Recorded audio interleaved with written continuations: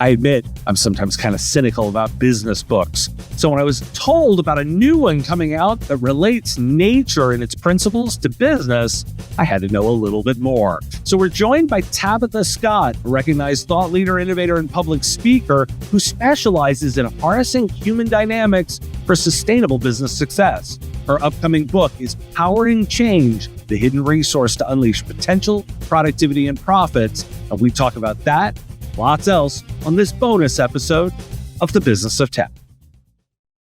Are you and your clients tired of the time-consuming ticket tennis of coordinating meetings and help desk calls? Wouldn't it be better to automate this process with a tool that connects directly to ConnectWise Manage or Autotask? TimeZest offers scheduling automation that gives you complete control of your schedule and eliminates the hassle of calendar ping pong. As the only service designed specifically for MSPs, it integrates into your workflow and makes scheduling appointments easy on you and your clients. Plus, you can try TimeZest for free. Visit timezest.com/MSPradio and use the code MSPradio to get 10% off your first year of TimeZest. Well, Tabitha, thanks for joining me today. Hey, I'm glad to be here, Dave. Thanks for having me. Now, I'm going to say, my cynical side sees tons of pitches around business books all the time. And you've got an idea that I had not heard before and an approach that I thought was pretty innovative. Tell me a little bit about the way your concept of viewing businesses as living organisms. Tell me a little bit about that idea. Yeah. So, Dave, everything goes back to we are all made of the same energy. Every plant, animal, creature, human being, and that includes businesses as well. So everything that lives goes through the exact same cycles in nature. And whether that's the laws of motion, physics, complexity theory, we can predict how to implement our technologies better based on growth cycles. They're the same throughout all of nature. So that's what I mean about living businesses. You can't skip from beginning in birth all the way over to maturity and decline. So it predictably will go through phases. If you're good at catching them, then you're going to know more what to sell to your customer, what they need as far as tech. So give me an example. Let's make the, because we don't want to think this is too touchy-feely ethereal. You've made this practical. Kind of walk me through a bit of a practical example. Yeah. Let me first start with the growth curve, the infamous growth curve that every college has been teaching for how many years now. And you can map people along that, right? People who are great at startups, your Elon Musks are going to be at the tip of that. At the top, the risk-averse people are going to be more like Sheldon on Big Bang Theory that kind of want to, get rid of the risk. Well, technology is no different. So AI, generative AI, is going to be more future forward, looking to the future. Execution in the middle is going to be more like your data management, taking in data and turning that into something actionable. And then up at the top where you need risk and, refinement, that's going to be your automation and things like that to refine. And tech is such an integrated part of our workforce today. We can't separate the two. Who doesn't have their phone in their pocket right now, And so the more we can recognize what is the need I'm serving right now and then align it to the right part of that curve, that is where you get the biggest bang for the buck. And that's how you get people to move. Now, one of the things you mentioned in the constant change of technology, we're one of those industries that is constantly evolving. You've spent some time thinking about team morale in that. How does the principles that you've been thinking about here apply to keeping spirits high and keeping people engaged? Yeah, Dave, I know a lot of your listeners are leaders and they're working with teams that are burnout and frustrated.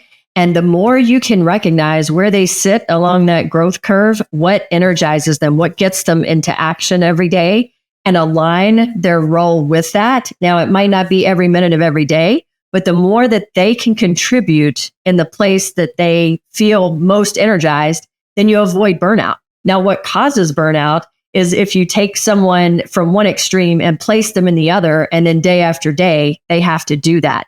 And it's the same as your people are forming teams, as you're adjusting teams, you've got to have a bit of cognitive diversity involved in there. And cognitive diversity includes technology. It's not just humans. So how do you advise leaders to help both when they're feeling overwhelmed and when their teams are feeling overwhelmed? Yeah, what I typically do is a AAA kind of framework is what I introduce in my next book because it's super simple to remember. Assess. What is it? Where is your sweet spot along that growth curve? What kind of technology do you need there? Assess, align your team. If you're doing something creative and future forward, then don't put all engineers on the task. Blend in some architects and some designers, have a blend.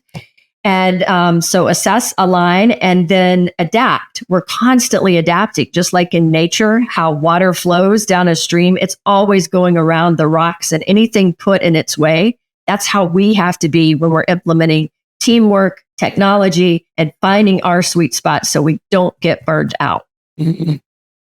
Are there particular tricks to help make it sustainable? You mentioned the flow of the water. Well, it's continual, right? And how do you invest and build this in a way that ensures sustainability over time? Yeah, we actually have an infinite amount of energy inside. And so the more you can align, ironically in psychology, they call it flow. Well, I have an electrical background, looking at things in an electrical aspect because we're made of energy, right? Back to that point. And so to make it sustainable, the more you can stay in flow, the more you can direct what you're doing into those areas. You get that Venturi effect where you're more powerful, you get more throughput, and then, align to that as much as you can. That's how it stays sustainable. If you end up in a place where you're constantly feeling drained, then get out. Even if you can, for a day or 10 minutes, but make little rewards, gamify it if you have to, where I'm going to finish this report that I hate, and then I'm going to go for a walk around the block. Whatever you need to do to get those bits of charge.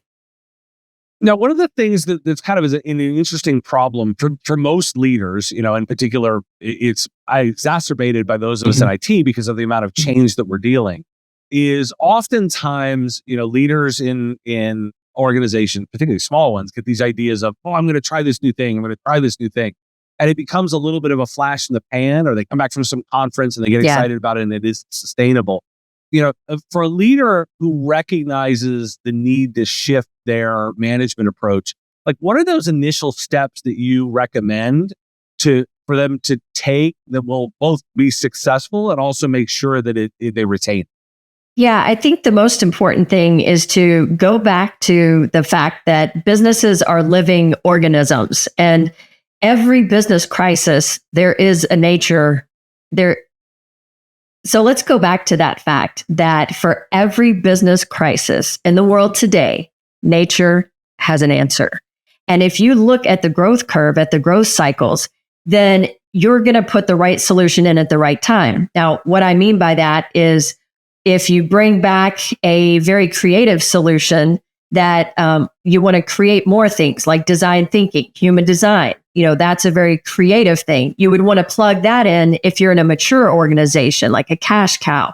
You would want to jump onto the next curve. So that's the right timing to do design thinking and things like that. Whereas if you have total quality management or you're streamlining things and you're becoming more agile and lean, Six Sigma, you want to do that as you're growing up from birth into growth phases, right? That's the time you want to implement that because you need to scale. And so you have to simplify and stabilize. So putting the right technique at the right time. If you go in with something that's, here's what Southwest did last year at the holiday fiasco. They had a CEO that was constantly being more and more and more efficient. And so he didn't think ahead. Hey, I need to leap on that new curve. I need to do new technologies. They just kept getting more and more lean. And then they hired a new CEO that was just like him, had been there for 30 years and, had another accounting, streamlining background. Well, there's a place for that. And would have been in the birth phase and the growth phase, not in the maturity phase. So if you want to implement something that's going to work, if you want to implement something that's going to be powerful to your clients, then make sure and figure out where are they in the growth cycle right now. And then what you want to be selling is something that is just the next step ahead. So how much of this do you think about the principles in terms of working with customers versus internal processes? Like, is it all the same? Is it different? Talk me through your thinking of the difference between the two. Yeah, it's the same. And it's internal customers, external customers, your personal self, your family, your relationships, your interactions, because we're all made of the same energy and because all answers lie in nature and the way that we're made. Think about the laws of motion, for example. Here's a really simple example. If you try to implement something that people aren't prepared for, you're going to get an equal and opposite reaction. Remember those balls from science class? People are going to say, I don't have the budget. I don't have the resources. Sorry, we're not going to do that right now. Where if you instead figure out where that company wants to go already, and it could be a company, it could be your spouse, it could be your friend. Where do they want to head already? Now figure out a way to get behind that. That's a different ball game. And you're adding momentum versus creating this back and forth effect. Now, one of the things that I've been thinking about a lot, talking about on my show continually, it seems like, is the sort of post-COVID-19, post-pandemic changes to work. And I think a lot of people are spending too much time dwelling on whether or not they're in the office 2 days or 3 days versus the actual takeaway, which is we've been very disruptive to the rhythms of typical business. And it's exposing a lot of bad management practices that were covered over by having everybody close together. But with workers are really leaning into wanting flexibility, more than 2 days or 3 days. What they really want is flexibility and more control. And managers are having to learn new skills here. What guidance can you give them, particularly as you've been thinking about these principles of applying nature here? What guidance can you give to leaders to really embrace the new skills they need to be effective to deliver that flexibility? Yeah, the biggest thing I would say is it's not one size fits all. Everyone is energized differently. And I think this is one of the biggest mistakes that leaders make today is they classify everyone in their organization based on how they personally feel about being in the office or at home or personal productivity. We're all different. Science shows that people are either attached to other people in relationships, i.e., I'm going to be stimulated by being in a room with you, talking things out. And people also, on the other end of that spectrum, are stimulated by working with things or in nature or with technologies. And so those people would be much more productive at home versus the people that prefer to be with others. And so I would say it's not one size fits all. Quit trying to make it one size fits all. Realize everybody has a different way of being productive and allow them to do what energizes them most. So do I want to force somebody kicking and screaming into the office in the name of productivity who's going to be more productive at home? No. And do I want to make someone stay home who really wants to chat with their buddies and, discuss things as a group? No. Let's just take it each person at a time and do what's best for them. And that's how you get the most productivity. Yeah, isn't that really hard to scale? Like, people talk all the time about scaling and systemizing. Isn't it really hard to scale and systemize? And how do you overcome it when you're trying to be, equal and you're trying to make sure you're applying it in a way that makes sense, give everyone the same level of opportunity, yet at the same time, you have to customize it. How do you balance that tension? Yeah, I would say let go a little bit because we are so predisposed that, and when I say let go, I don't mean don't be fair, let one person do one thing and the other not. Give each set of people the same choices to choose from. For example, you could choose to stay home full time. You could be hybrid. You could come full time. And this is one of the things that we did at a retailer that I worked with as a consultant. And we went through and each person worked with their manager to decide which of these three will you be. Then the office schemes were planned around that versus let's spend millions of dollars renovating our offices and then force everybody to come back after they've proved they're more productive at home. So work with each person individually categorize that, then build your interaction systems around that. Now, your book is Powering Change, the hidden resource to unleash potential productivity and profits. Give me a little bit of a teaser. Like there's a bunch of different principles in here, but what's sort of one that jumps out that you think about that would help IT services companies and managed services providers? Like what's the one that might jump out as a starting point to think about? Yeah, I think for your particular audience, the cognitive diversity is key. There's an entire chapter about cognitive diversity. And this book is all about the rules of nature. It flips on its head this aspect of, oh, the poor planet, let's save it, and it puts it in the power seat. It's been evolving for 4 billion years. Business has only been evolving for about 300 in modern business terms. So we have a lot to learn. It also has a chapter on mycelium networks and how much faster and more sophisticated it is than even our most prominent, emerging technologies like generative AI. So nature has no waste. The way it connects, the way it takes its payment, from other things, it's highly sophisticated. And so this book really repositions nature as a victim to something that you probably should have FOMO because you're going to be missing out if you're not paying attention to the laws of nature around you. Well, this is really interesting. Tabitha, if people are interested in learning more, where should they go? Yeah, head on over to TabithaScott.com. That's my website. And head over to the books tab. That way you can pick this up at any retailer that's online. It's on pre-order now. And there's a list of events where we'll be having book signings in cities across the U.S. Awesome. Well, I look forward to seeing you in one of those. And thanks for joining me today. Thanks, Dave. This was fun. Today's episode is supported by CoreView. Your customers need your Microsoft 365 expertise, and CoreView has the only M365 management platform designed for MSPs. Manage hundreds of tenants, automate manual tasks, and monitor compliance, all while intelligently comparing to the baseline. With a no-code control approach, CoreView revolutionizes your Microsoft 365 administration. This powerful platform enables automatic reporting and remediation, ensuring optimal performance and security. The best part? You achieve this high level of service without the need for a large workforce, allowing you to focus on growing your business through efficiency. Want to know more? Visit coreview.com/MSP and find out more. The Business of Tech is written by me, Dave Sobel, under ethics guidelines posted at businessof.tech.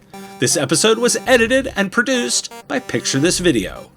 If you like the content, please make sure to hit that like button and follow and subscribe. It's the free and easy way to support the show and help us grow. You can also check out our Patreon, where you can join the Business of Tech community at patreon.com/MSPradio or buy our Why Do We Care merch at businessof.tech.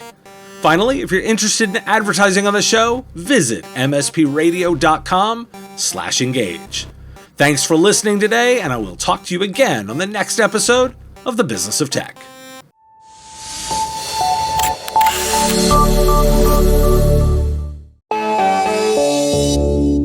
Part of the MSP Radio Network.